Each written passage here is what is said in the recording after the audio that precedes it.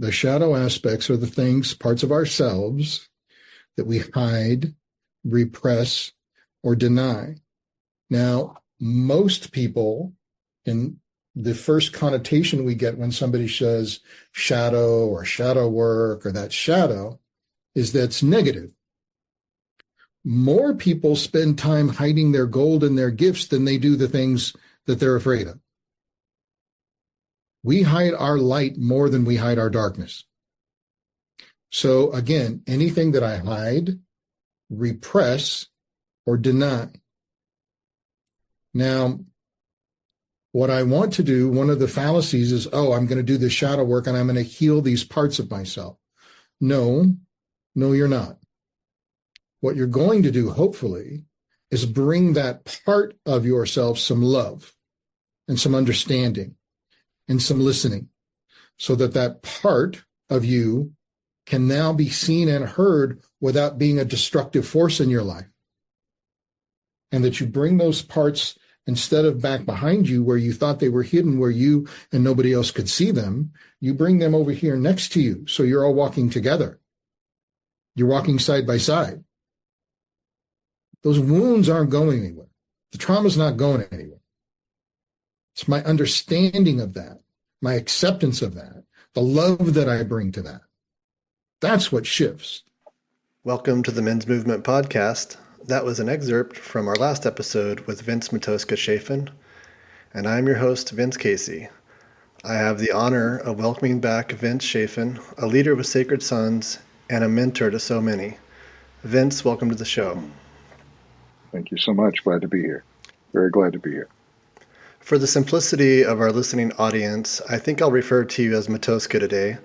And if you'd like, you can refer to me as Halo, one of my nicknames. Okay, Halo, you bet.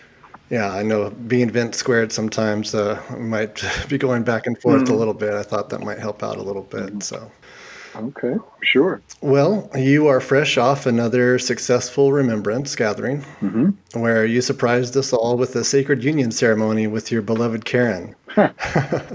How was that moment for you? Indeed. Beautiful, strange, enchanting,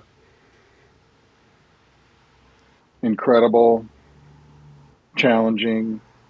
There was a lot going into it. There was a lot going into that weekend. Initially, when we were working on, and I was putting a lot of time and energy into the Sacred Union ceremony, it wasn't going to be about Karen and I at all. In fact, it was going to be about the participants. And the fact that it kind of morphed over time, and then it eventually it came into a little bit of a focus on us was a beautiful gift. What I was hoping was that she would be welcomed into and enveloped by and wrapped tightly in the wings of the beautiful community that I've been a part of now for a few years. And that happened. And so I'm very pleased and very happy about how it came about. There were, like all good ceremonies, there were challenges before, during, and after. And it was beautiful. It was a blessed time. And we're both extremely, extremely grateful for what we experienced there, and all the love and the support that we got. It was really, really special. How has the dynamic in your relationship changed since your union? Deeper, wider.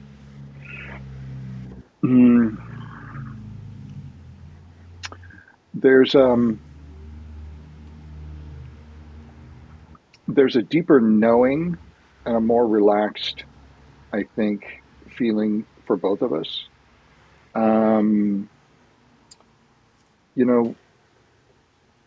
Even though part of our discussion today is going to be around the women and mother wound, even though we're in a partnership, whether you're in a partnership, marriage, whatever that looks like, if you're a masculine with a feminine, it takes time. It takes years. And in fact, it's a lifelong practice to create the space for the feminine to feel safe. even though they've chosen you, even though maybe have had children, maybe you've been together 10, 15, 20, 30, 40 years. It takes time and constant reinforcement for the feminine anxiety to continue to release, let go, and to continue to feel safe within the auspices and the container with the masculine. And that's still occurring, and it's from the feedback I certainly get from Karen. She's feeling safer and safer and safer and safer all the time. So it's not just because you're in a committed relationship and you said, absolutely, we're going to do this, and now you're in a committed monogamous relationship. Now everything's great. Any of us who've known that's not really true at all. That's kind of truly the beginning. And what I think marriage does is, obviously, it solidifies a connection between the two. It also brings community and families together. That's its purpose, so that there's a melding and a commitment by the tribe to the two being representative of various tribes. It reinforces our best yet discovery that the core of human civilization, the core of human thriving, is the melding of a man and a woman, and then they have children. And in culture, in civilized cultures, that's one of the key foundation stones, one of the cornerstones of a properly run, properly held civilization, is that we come together, we commit. If we're lucky, we have children, and we build a family and a community based on the two, with connection to spirit, of course. And so, a long-winded answer to everything's going amazingly good and beyond my wildest dreams, and I'm blessed beyond measure. Truly blessed beyond measure. Yeah, on a personal note, the imagery of you getting married made it feel like, to me personally, like you were getting an upgrade from an uncle into fatherhood. It definitely seemed that way to me. Well, I'm still going to be an uncle for many of the men there. My age puts me at kind of a grandfatherly space now for some of them. And yeah, it's a different, what is it? It's a different, we treat single people differently than we treat married people. It's just the way humans are. And so there's something now in this bond with Karen that we share that is certainly greater than the sum of our parts. And we both know that. And we both have a commitment to bringing the love that we share and how we move through the container of our marriage out to the greater world. We already are doing trainings together. We're going to be doing more. We're going to be doing a lot of relationship work. We're already doing couples counseling. So there's a lot that comes from the melding of these two souls. And we're both grateful for that. And we're both blessed by that.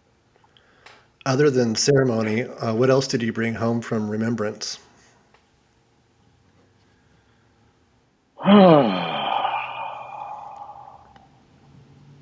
Renewed sense of community.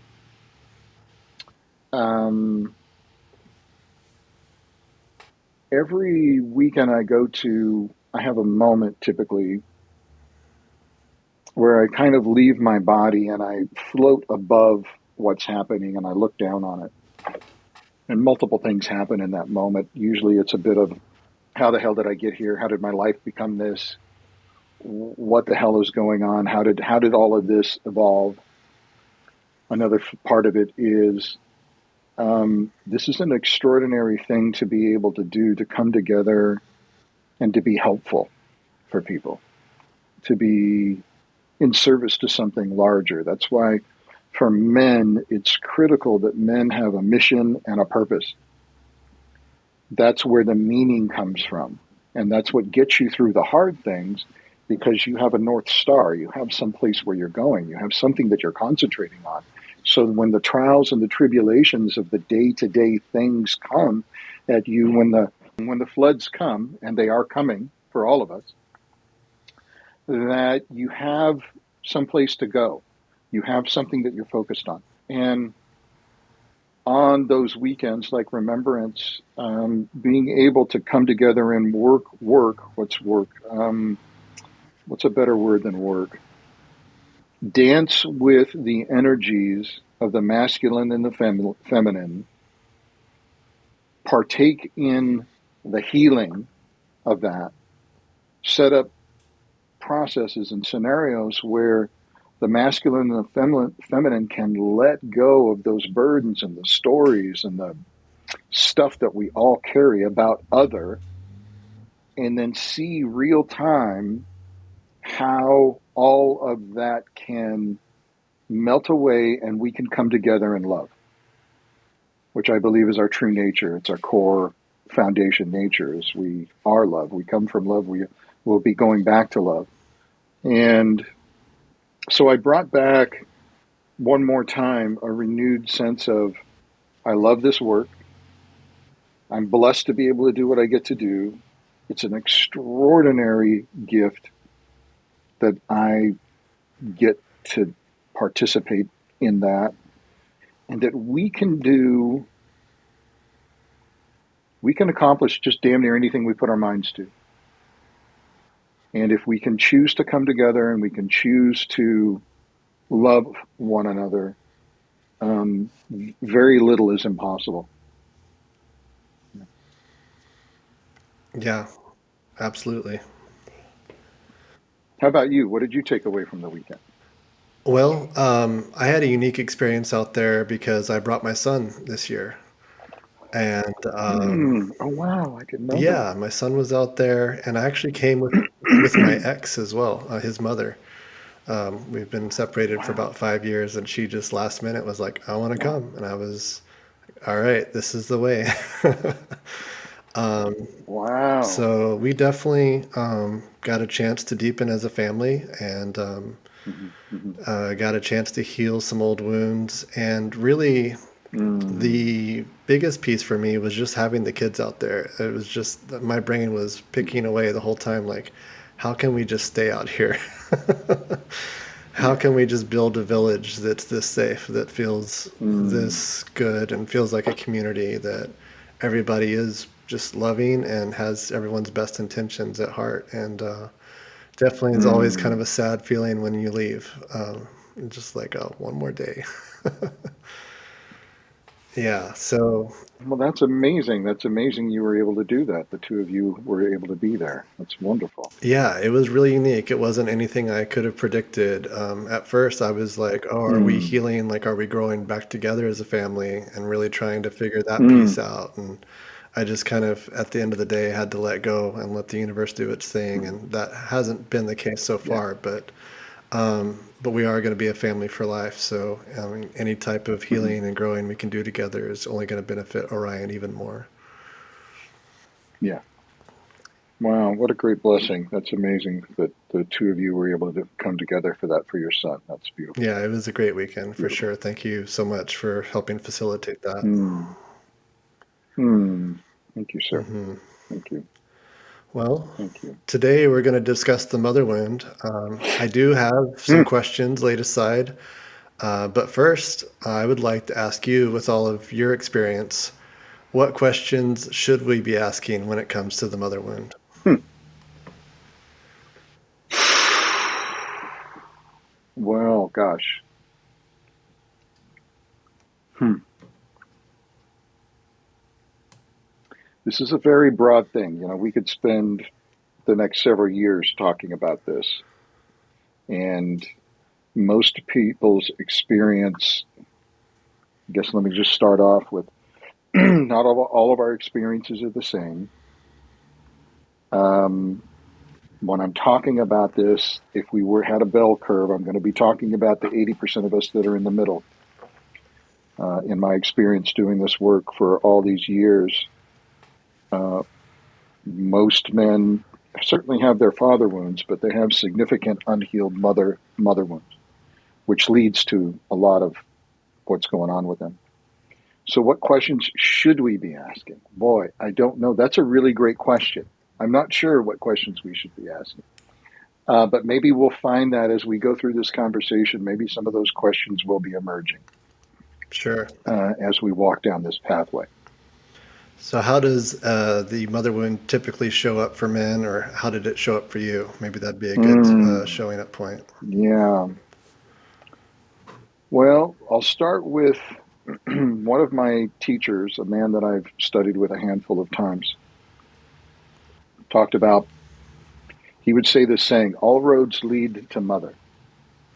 And what he was talking about was all of our basic core wounding and love and our personality that develops based on nurture and nature and all of that is probably most influenced by our mother. Why? Well, our mother is the very first person on the planet. Obviously, we come into being in her, and we're floating what we imagine on the outside is in this cosmic soup of bliss somehow. If our mother feels safe, if our mother's balanced, if our mother's not struggling or a drug addict or a million things that could be going on. We're in this space for a while, and then all of a sudden, poof, we're out. And the first, and again, 80-20, most of us then are placed at our mother's breast, and that's our first visceral, external connection to the feminine. So we immediately start hardwiring. We already were hardwired on the inside, but we had no idea, of course, where we were maybe. We immediately start getting hardwired to feminine. And for most men, for a lot of men, let me slow down and back up because I don't want to get too far ahead. Our intimacy, our sense of touch and feel, tons of studies have been done with children who are held and loved and spoken to, grow up a certain way, children who aren't. They did studies where they didn't touch children, they lost weight, they became unstable, some of them died.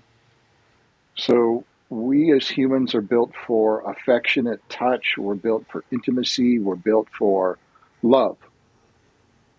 And I've talked to men who grew up in a house where their mother was present and loving and kind, and they had other issues, but they didn't really have much issues around the wounding of the mother. A lot of men that certainly come to this work have significant wounding around the mother. For me personally, mine showed up later in life. How I knew, when I was a little kid, I was hiding in my room, hiding underneath my bed until I couldn't fit under my bed anymore. And then I was hiding in closets or hiding in the garden somewhere from the monster that, unfortunately, my mother was quite bipolar and very unpredictable. I felt like I was always walking on broken glass, and I could never do or say the right thing. Well, that's going on, and then we'll just assume right now that there's similar or not similar things around the father. We're not really here to talk about too much of that today, but my primary love attachment, i.e. my mother, the person who brought me into life, the person that I owe everything to, is also the enemy. So as a young person, obviously, that's very confusing. But we'll do anything as humans for love. We'll take any form of behavior, any form of even abuse. We will hardwire the abuse to equal love. This is what love is, so that we can adapt to our external environment. So we grow up, we fast forward, and we get out into the world. And I'm sure you've heard this saying that men will often say, well, I married my mother. Most men unconsciously because they haven't done any work between 15 and 30, end up getting in relationship after relationship after relationship and wonder why it is not working out. What's going on? Well, very broadly, on broad strokes, what we're trying to do is recreate, we're attracted to the things that were exactly like the home we grew up in. Whatever our primary caregivers were, whatever that environment was, we unconsciously are leaning toward and trying to recreate that over and over and over again until we finally do the work necessary to go, oh, wait a minute. I've had 3 or 5 or 10 relationships. They all kind of end up breaking up the same way. All those people can't, I wonder what's going on. Is it them or is it me? Well, guess what? It's me. It's clearly me. There's something I'm doing that's creating this particular outcome over and over again. So we have to get to a particular place, and we'll backfill this in as much as possible. But how it came up for me personally, after relationship after relationship, I continued to pick over time fairly toxic people that weren't very healthy, if you will, who were wounded just like I was in their various ways, but 2 wounded people, very wounded people coming together. And over time, it was like, yeah, this isn't exactly working. And what started at least happening for me by way of doing therapy and family constellation work and men's work and the various modalities I got into, I started to do my own healing, which then led me to choose different people till it finally got to, oh, I can uncouple the chaos and the pain and the suffering I grew up in and with from love. And I can learn to love and be loved in a different way. And that led to the liberation that I have experienced, and that led to me being in the extraordinary relationship that I'm in now, is because I don't have to recreate that anymore. My little boy doesn't have to be like that anymore to be seen, heard, and loved. It's a very broad stroke. So men are seeking affirmation from their fathers. What do they seek from their mothers? So if we're talking about adult men and women, imagine concentric circles. Men and women, middle circle, seen, heard, loved. We all want to be seen, heard, and loved. Next concentric circle. On average, again, on average. Everybody understand I'm speaking in very broad stroke. On average, women want to be understood. Men want to be respected. And then we can keep these circles going further and further and further out. Yes, most men wanted some sort of attaboy, I see you, I love you, you're an amazing young man, I'm so proud of you, son. The words most men never, ever, ever hear from their father. From the mother, we want, you're a good boy. And here's where we start to get the twisted piece. Here's where we introduce Freud into our conversation. On an unconscious psychological level, mother is our first love on an conscious and unconscious. And at some point in time in our maturation, we have to pull that piece out that is the intimate, physical, sexual part has to come away. And we have to maturate and go, oh no, that goes somewhere else to somebody else. And so that part that we want from mom, you're my favorite, your mom's favorite little boy, you're the perfect little boy, you're the perfect child, I'll always love you, i.e. unconditional love. It has to come away from and uncouple from mom. And then, of course, we project that on or are looking for that in another partner, in a different partner. So we get those needs met from someone else. If that doesn't happen, And I've seen grown-ass men, I've seen men in their 60s, 70s, and 80s, that this doesn't happen, especially if their mother's still alive. If that doesn't happen, you get our friend the Oedipal mother complex. You get Hansel and Gretel. You get the devouring mother. What can and will often happen right after birth, go into postpartum, some women get it, some don't. There can be women who immediately reach out to the husband and wrap him into now the triad of mother, child, husband. Often there's a pushback and the father's isolated and pushed away, often done unconsciously.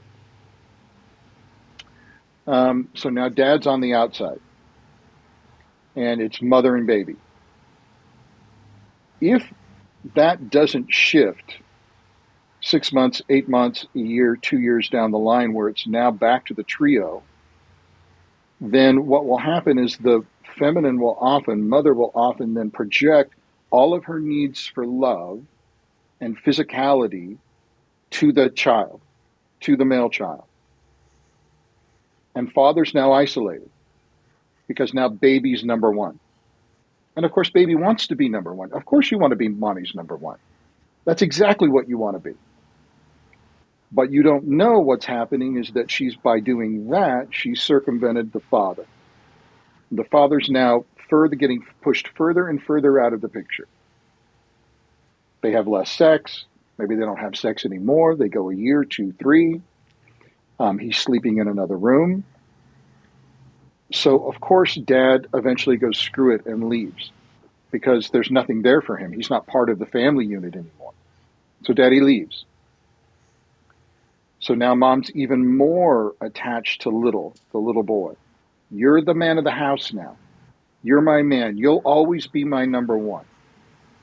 I've said these words in circles and I've watched men just crumble to their knees because that was their experience. And what happened is because she didn't have the proper relationship with her father, the proper connection with her father, the loving yet separate connection with her father, she's now recreated this wound with her son. Now the son's growing up. He's got everything. He's the man of the house. He's got mom's 100% full attention. He's the prince. He's the one that's going to be taking the throne soon.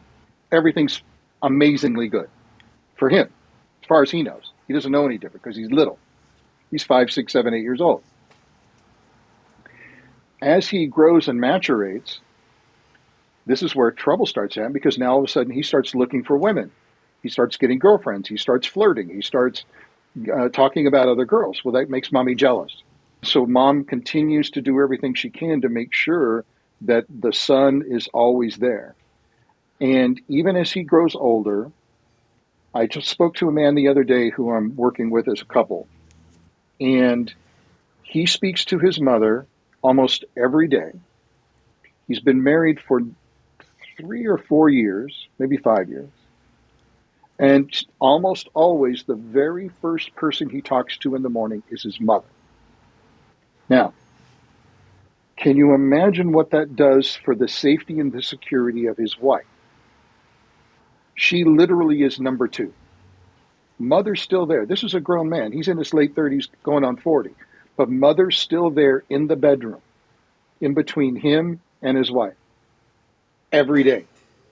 Anybody who wants to understand a little bit about this, look up Freud, Sigmund Freud, and the Oedipal mother complex.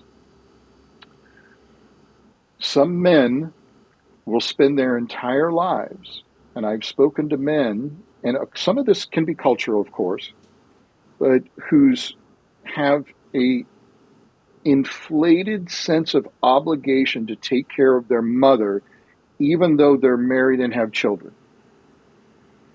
That mother always comes first. And she's always looking for ways to put herself in between the husband and the wife. This is a very common thing.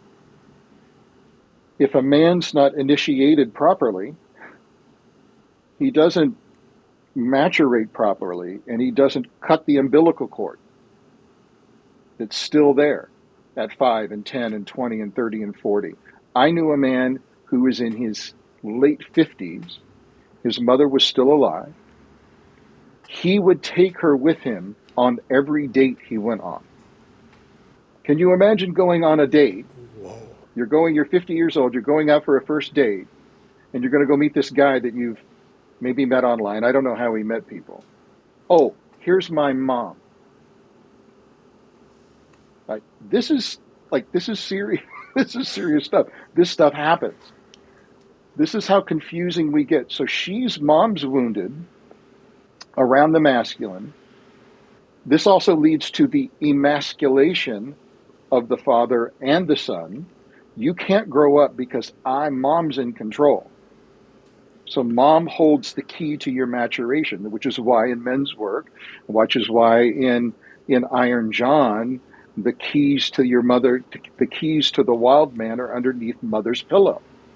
That's how she keeps you under control, by taking your masculinity. She took it from dad to feel safe. She took it from you to feel safe. Because she got wounded, or her mother got wounded, or her grandmother got wounded. If we go back in time, one way that women could feel safe in the home was to emasculate all the men around them, to defang all the women or all the men around them so they could feel safe.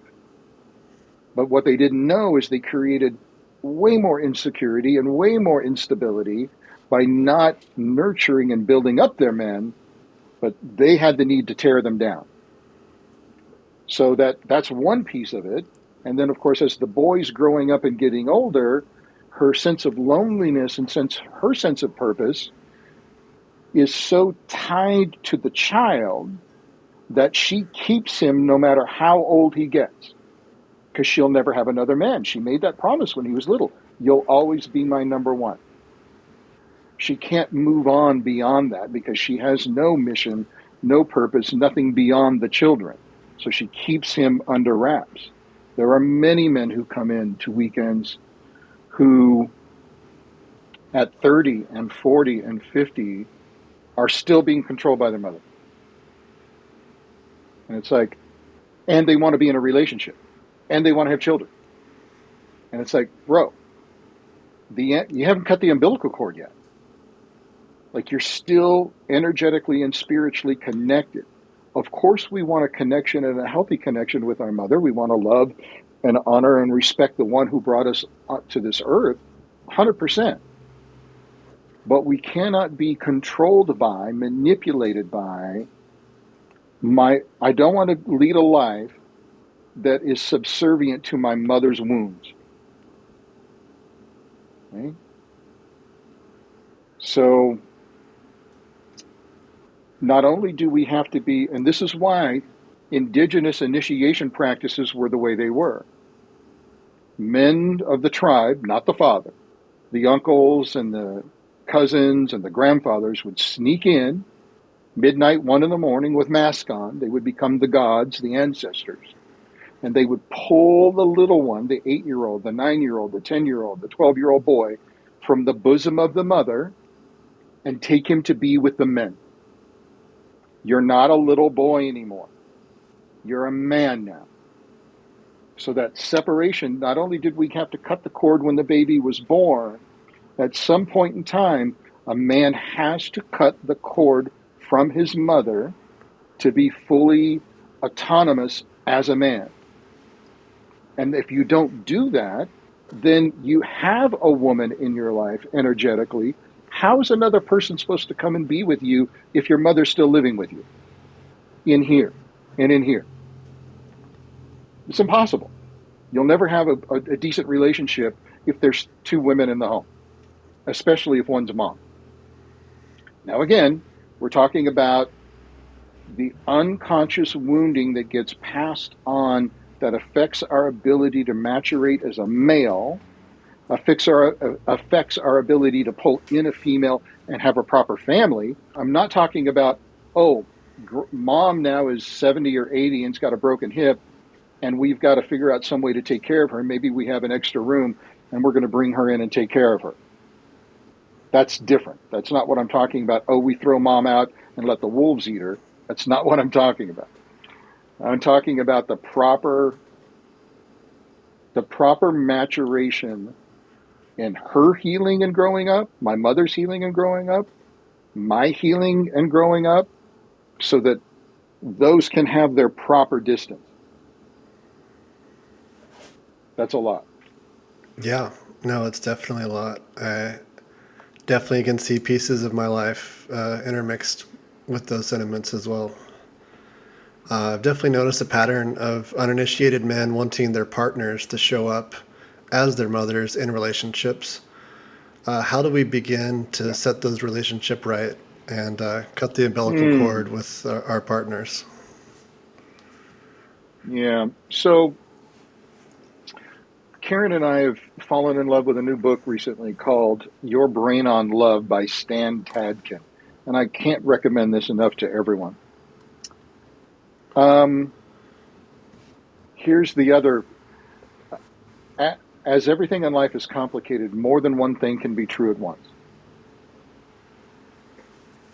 Another truth, that no matter what relationship we get into, all of our past is coming into the relationship with us. Mom, dad, grandma, grandpa, all my ex-lovers, all her ex-lovers, her mother and father, all her ancestors. We're all coming together in this big stew called our relationship, which also includes, and often you hear, especially you'll hear from women, um, I didn't, I don't need two boys in here. I don't need to be raising two men. I've got a boy already. I don't need to be raising a man. What the hell? There's a dichotomy that will often happen in our relationships, that the feminine will say things like, well, I just want him to open up, and I want him to be more vulnerable. I want him to share more. Um, uh, I want him to open his heart to me. And it's a double-edged sword, because most men in our experiences, then when we do that, she freaks out because she can't handle the immature part of ourselves, our wounded little boy. One of the things Stan talks about in the book is that part of our job in relationship is the continued parenting of the other, to hold space as father and or mother for the other, the continued regulation and co-regulation of our nervous systems. And so, as much as we want to say, oh, um, I need you to be at a certain, I want or need you to be at a certain maturation level, if you will. You need to be a man, you need to be a woman. In my experience, most men can hold space pretty well for the wounded feminine and the little girl. Most women, in my experience, can't hold space for the wounded boy because it's confusing. Wait, you're supposed to be a provider and a protector, and I want you to do these things. Oh, and I want you to be soft and tender and open. But when you drop into that, when I drop into my wounded 5-year-old or 7-year-old or 12-year-old, and if I really give myself permission to go there, there's a dysregulate. Unless she's done a fair amount of her own work, there's confusion, and will bring up a lot of fear, and then a rejection of that little part, because I'm not in here to be with your little boy. I'm here to be with you as a man. How do we support each other? Part of my job as a healthy mate is to know my partner's user manual. And if I don't know what it is, learn it. Like, what is it that my partner needs to feel safe, seen, heard, loved, supported? And when she becomes dysregulated, if I know her well enough, I don't take it personally. This is one thing that men do often, especially immature men, and I did it multiple times growing up. I would be with a partner. They would just regulate over who knows what. They would get triggered.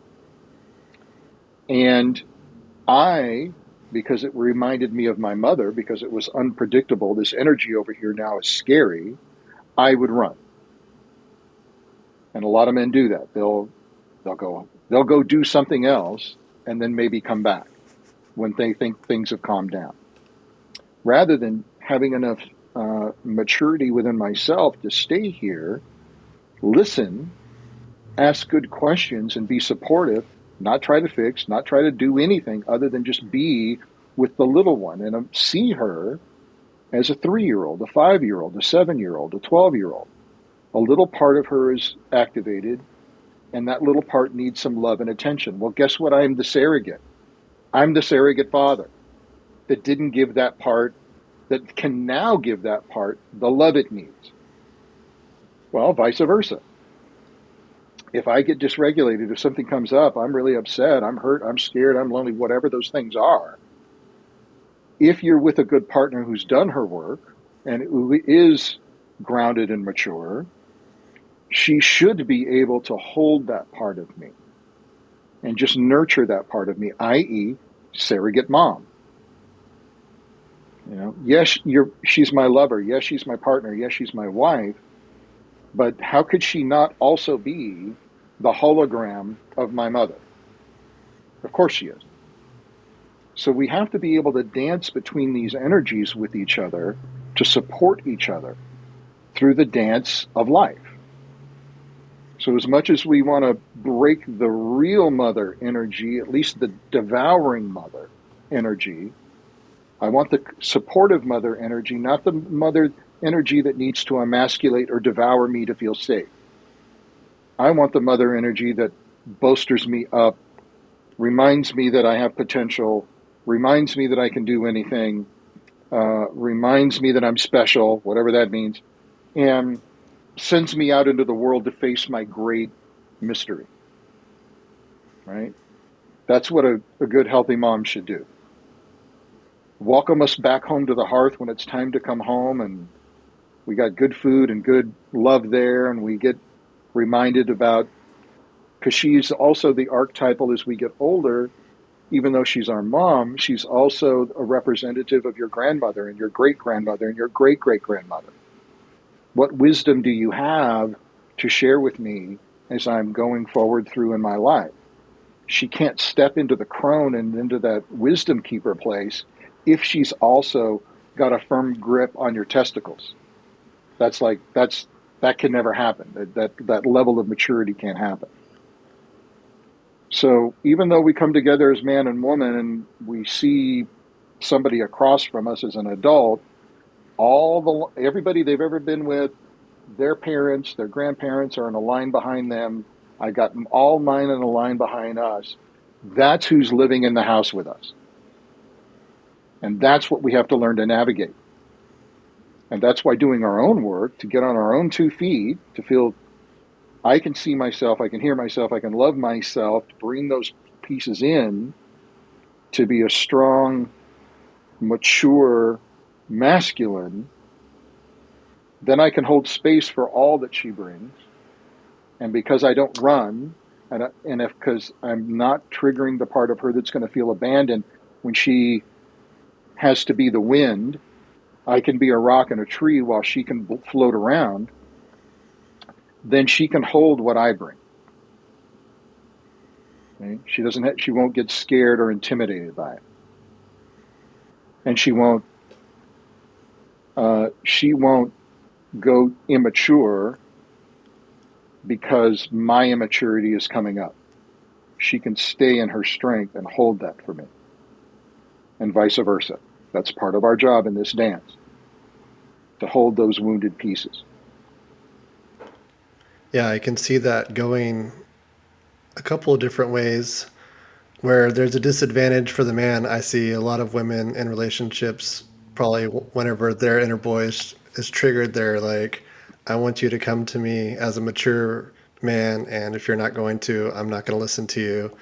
And I can also see the other foot where a man is triggered and his little boy comes out, and whenever his little boy comes out, it's very defensive and very aggressive and very loud, and that takes away the woman's safety, Mm-hmm. and then she can't show up in a good Mm-hmm. way for him because she's in fear. Yes. Yeah, that's part of why we have to do our own self-actualization work. That's why we have to get a hold of the idiosyncrasies of the make us us. And I got to learn what makes me tick. I got to learn the why and the what and the where and the how of how I move through the world, so that when I do become dysregulated, I can also be the observer and watch me and go, oh shit, I'm getting mad. Oh, when I get mad, I need to go move that energy and do something with it before I come to my partner with it.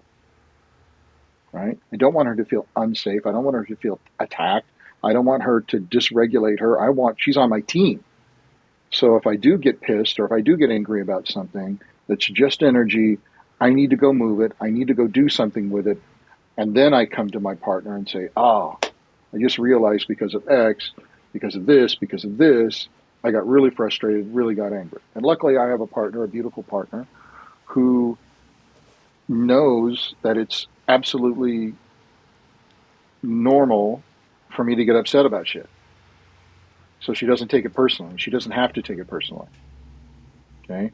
And that's a big part of our work as we grow up and we're in relationship, is to not take a lot of these things that go on between us personally. It's not about me. It's about, most likely, that line of people behind you. That's what's actually going on. And that line of people behind me. That's what's happening. Whatever that is. And yes, a lot of men get made wrong for bringing their feelings into the relationship. Because for men, for most men, masculine, not just men, masculine. If you imagined a bottle that had a cork in it, the cork is anger. And we can't get to the sadness, the grief, the fear, and way underneath all of that, the joy, unless we get that frustration, that anger out. The anger, that cork's got to come off the bottle. And so we have to do something with that. That's why we need to work out. That's why we need to run. That's why we need to do physical things to move that energy out, to do something with it, so that we have freer access to all these other emotional experiences. Feminine is almost the opposite. The cork is sadness and grief. And that anger is trapped inside that bottle. So their gateway to the anger is almost always through sadness and grief. If you don't know that about other, then you're going to be triggered. You're going to be in your story. You're going to be swimming around the stew of your familiar heritage and primary caregivers and not know that it's not about you. What's going on over there isn't about you. Even though if they're pointing their finger at you and saying, you did this, or I hate it when you do that, or when you're chewing your food too loud again. That's like 90% of the shit that goes on in our relationships is not about us at all. It's about all the stuff we're bringing in. And that's why we've got to do this work so that we're in a stable place for other. Yeah, one of the areas I'm curious about with the mother wound is I was raised in a generation where we were taught to let our babies cry in the crib. And the reason was they were learning how to self-soothe. Mm-hmm. What do you think that does to a Mm-hmm. child's psyche? Do you think that's wrapped up into this, or do you think that's a perfectly normal part of raising a baby? Oh, gosh. I'm not a child rearing expert in any way, shape, or form. Um, you know, there's that.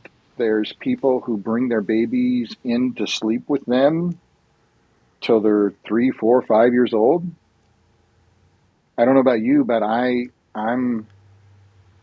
and one of my love languages is touch, and it's going to be very difficult for me to be intimate with my partner I got a hard enough time being intimate with my partner with all my cats in my bed, let alone if my child was in my bed.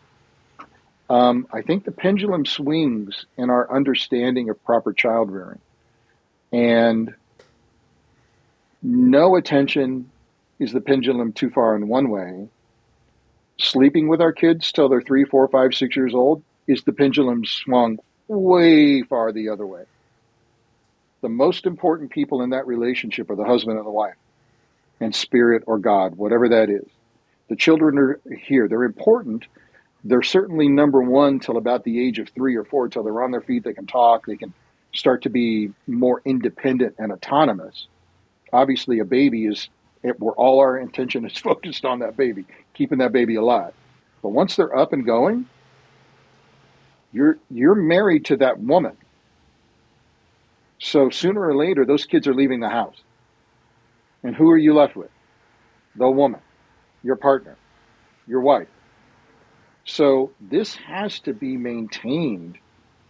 This, the husband, wife, and spirit, whatever that is, has to be maintained at all costs. Even when we've got little ones there, we have to have practices in place where we maintain the intimacy, the sanctity, the oath that we took with our partner.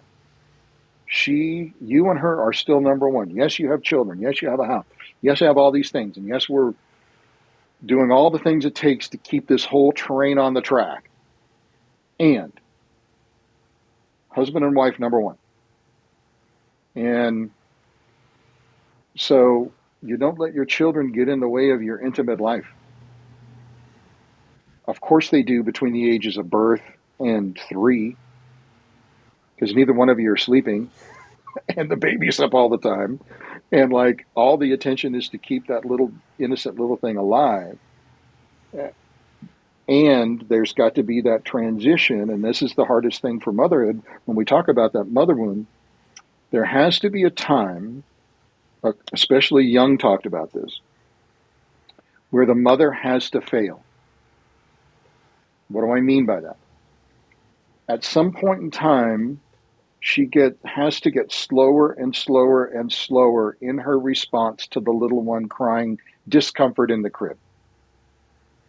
Because yes, sooner or later, he or she has to learn, A, to self-soothe, B, they're not the center of the universe.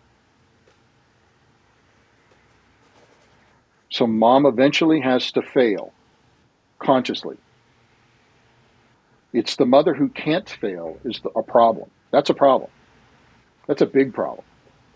That ends up being the mother you bring with you on the dates, because she's always number one. She can't let go.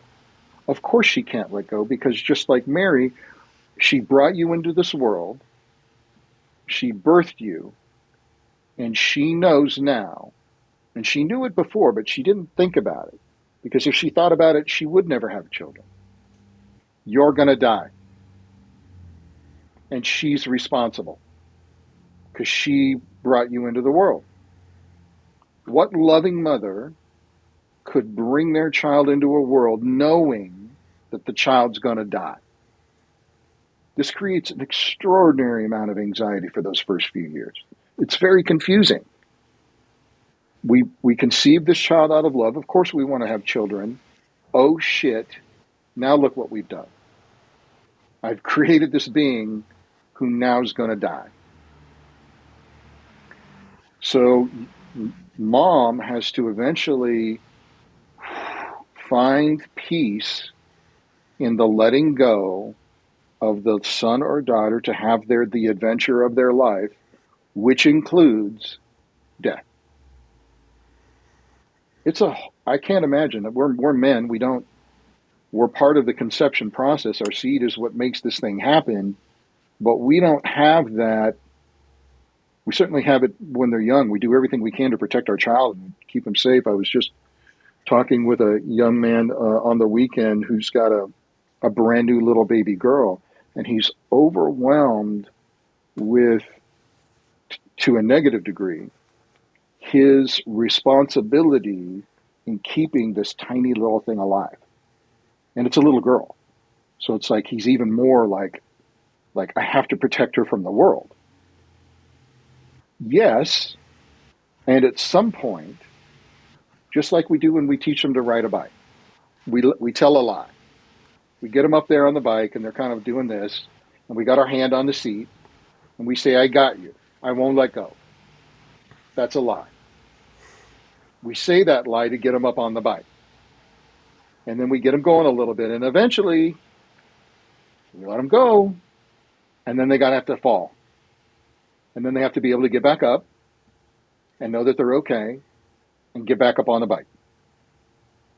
It's a perfect metaphor of us as parents.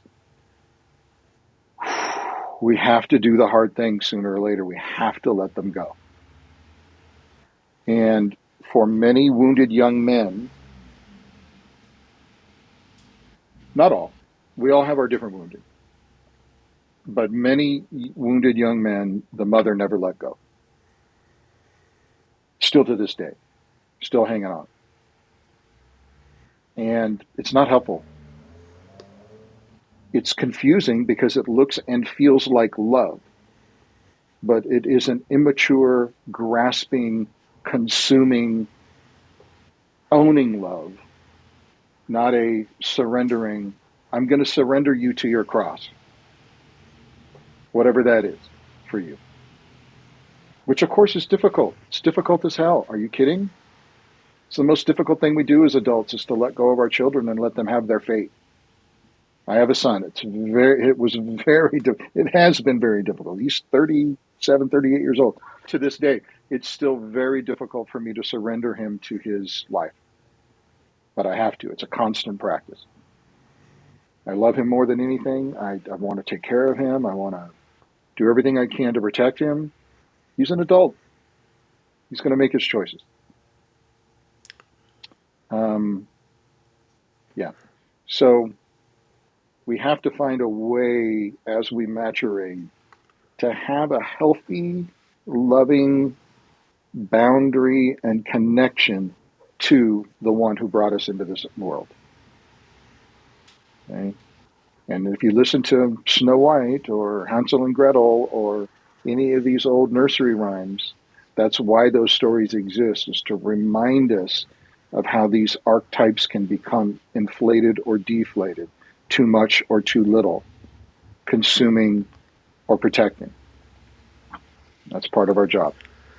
So if you're a man that has been doing the work and you notice this pattern in your own life, what are some initial steps to take to step away from that unhealthy bond? Yeah, boundaries, like this man who I've known two men like this. Well, multiple men. Now that I think about it, all of a sudden several started popping up in my mind. If you're talking to your mother every day, unless she's dying, stop that. Because she's like, if she's fine, she just is lonely and she wants to hear you and hear your voice.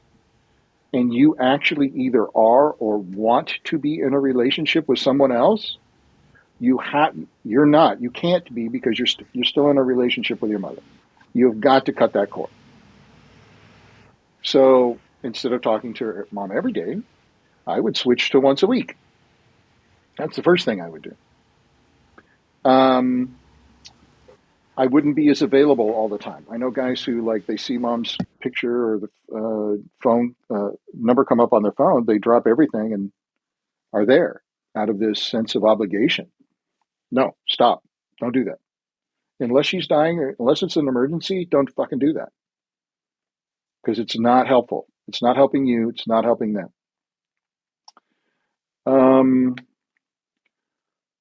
One of the things that we do is find ways to reclaim on weekends. We'll set up processes that allow men to take back their power. And most often it's mom, sometimes it's dad, but often men, especially when we're growing up, when we're little and everybody else is big, there is a surrendering of or a taking away of, or one way or another, our interpretation of the experience is that we don't have any power. We're a victim now. So we have to reclaim our power. We have to take back what was, quote unquote, taken from us.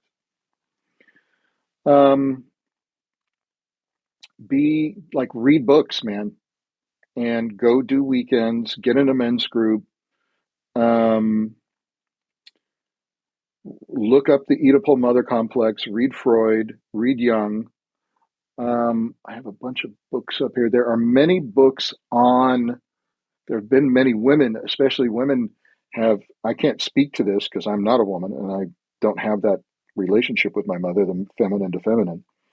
Many women that I know have very complicated and hostile relationships with their mother, and which of course affects their ability to be in a relationship with a man. Duh.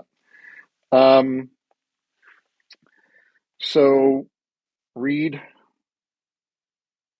get support, find a mentor, find a coach, go to a men's group, go to a women's group, dig into the stories that you've consciously and unconsciously created, the complexes that have emerged, i.e., how you autonomously, unconsciously react to and move through the world.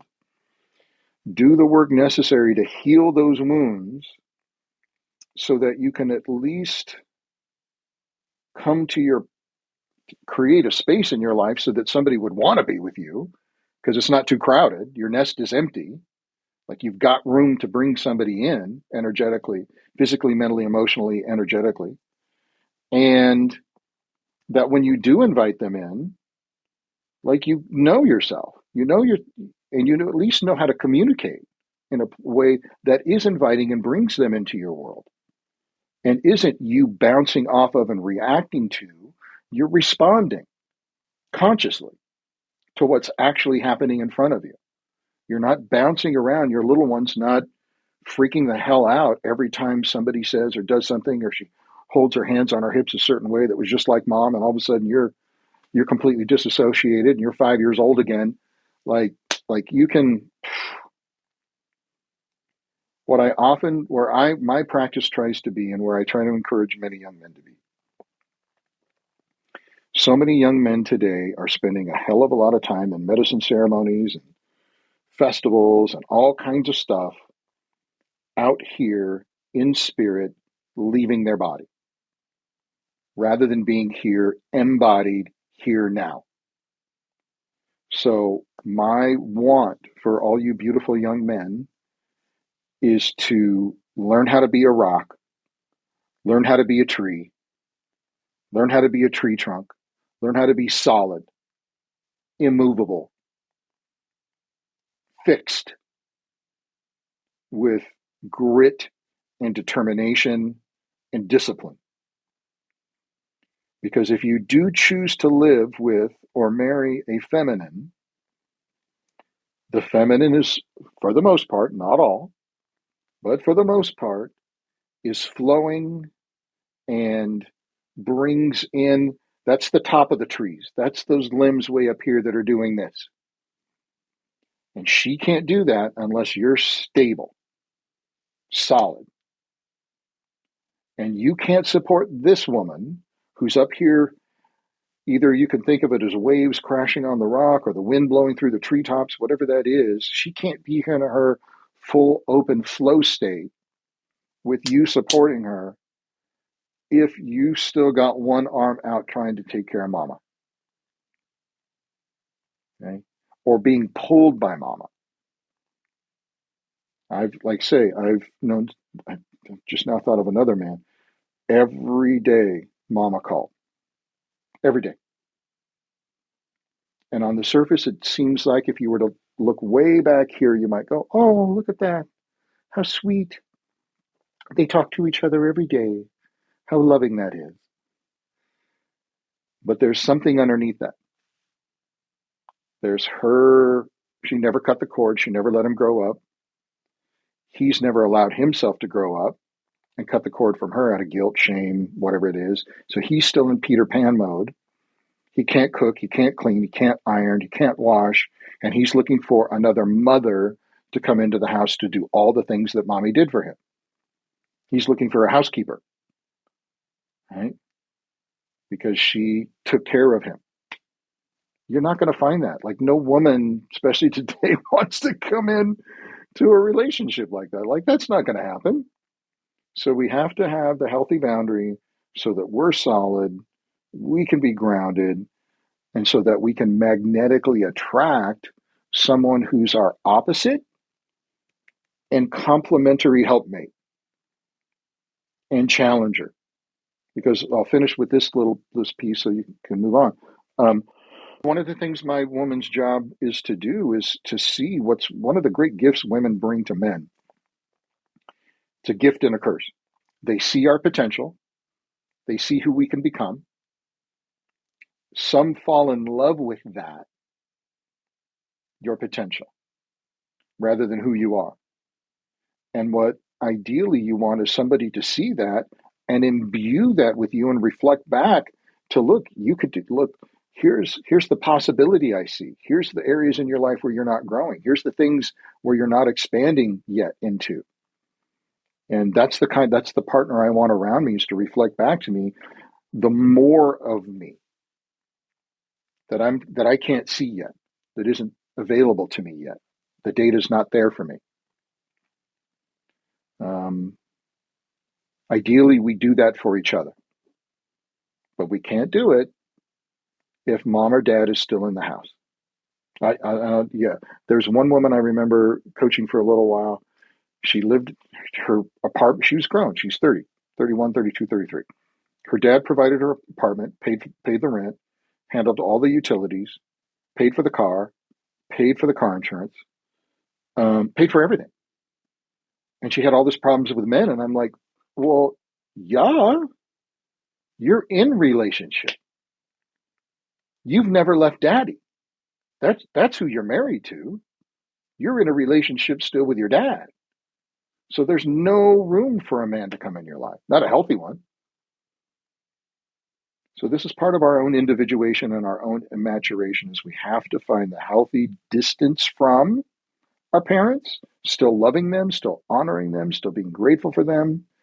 And if there isn't a clean, energetic container so that you can be your own person, you will not find your match of an own person to come to you. You'll be bringing in one more time somebody just like mom and dad. And you'll wonder why your relationship sucks. In order for us to heal, how much of this needs to be explored and deeply felt? And how much of this is, these things happened, I wish it were different, and they're not happening now, so let's move on? It's a both and. You were actually, you weren't. I was just in Colorado, and I did one of the talks that I did was around story. If the stories I tell about myself and others pull me down, or if I'm only focused on my wounds, what didn't happen, what should have happened, what could have happened, if I'm in that mind frame, I'm blaming my past for where I'm at and where I can go. Should you continue to tell those stories? From my perspective, absolutely not. I don't want to talk about that shit at all. Like, it's irrelevant now. I'm 61 years old. What happened between 0 and 15? That's 15 years. I've had 46 years beyond that. That's what matters. Was this unbelievably influential on all of us? 100%. It's like hardwired into our psyche, our body, our DNA, all of it. Is it not only influential, but still leaving its thumbprint on us? Absolutely. There's a saying is that you can't heal what you don't reveal. And it's difficult for me to let go of shit. This is true. I was about to say it's difficult for me to let go of things, my shit, if you will, if I don't see it, if I don't recognize it, if I don't know what it is, if I don't know the why of it or the what of it. And it depends on where you are in the arc of your life. As we age, there's less fighting, less control, less need to make things happen, and more allowing. more emerging, more letting go. So in my 30s, 20s, and 30s, I had to work harder because I had to understand. Now, at 61, it's way more of just letting go. Like, it doesn't matter. It just doesn't matter. I only got so much time left. I got way less ahead of me than I got behind me. So, what's most important is what I do here, now, today, next week, next month, how I choose to live my life forward. Way less about what happened to me.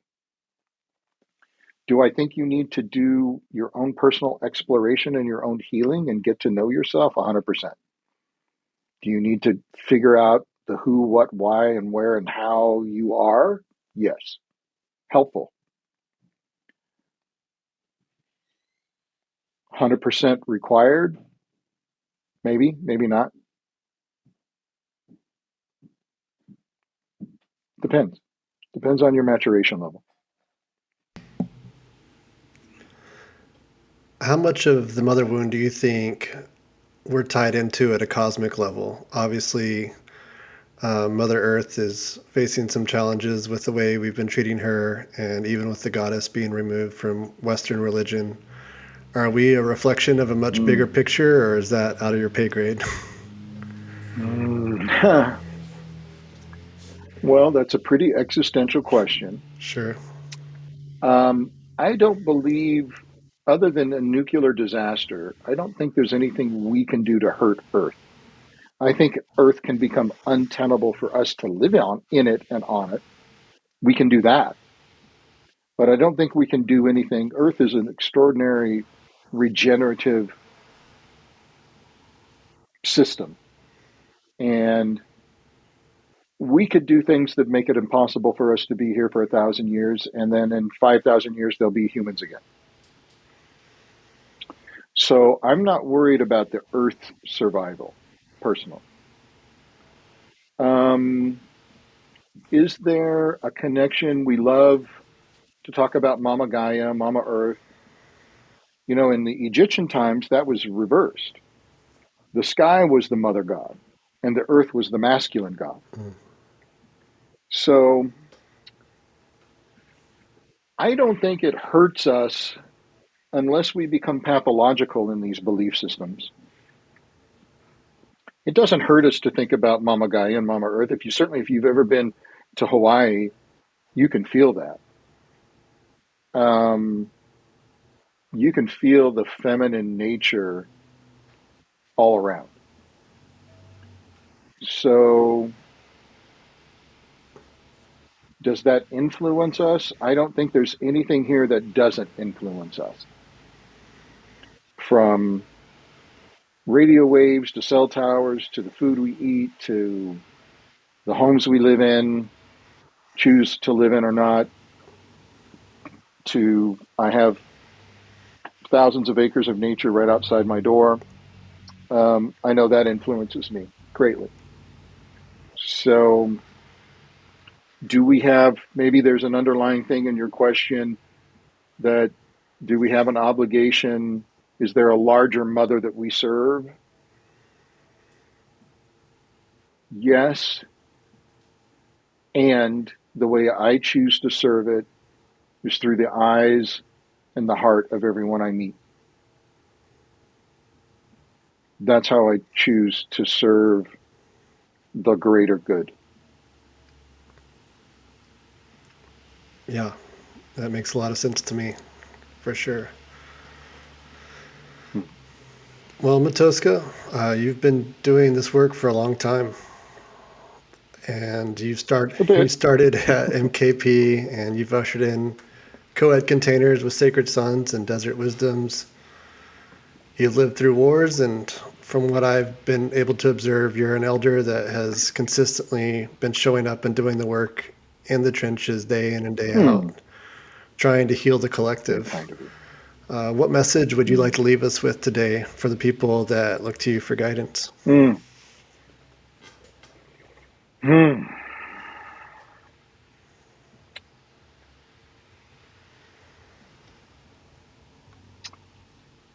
I guess my general message would be find some way to do something good or say something good to someone, anyone. We don't know the suffering of others.